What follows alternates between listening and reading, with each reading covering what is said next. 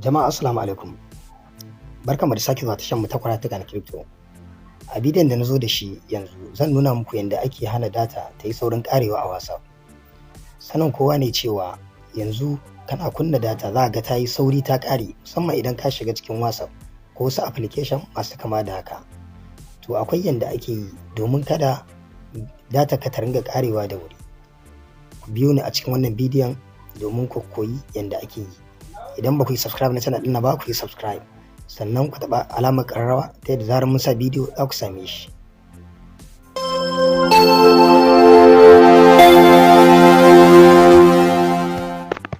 Abin da ake yi shine ka shiga cikin WhatsApp ɗinka,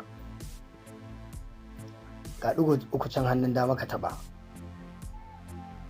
ka je settings,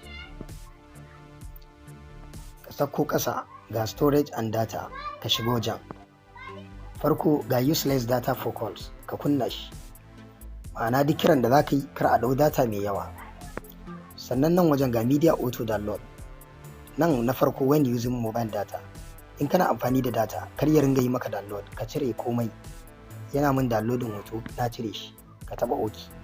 Sai kuma nan when connected on wifi, idan kuma ka yi connecting da wifi shi ma ka cire komai, ba na so min downloading komai. Sai when roaming, shi ma na kashe shi.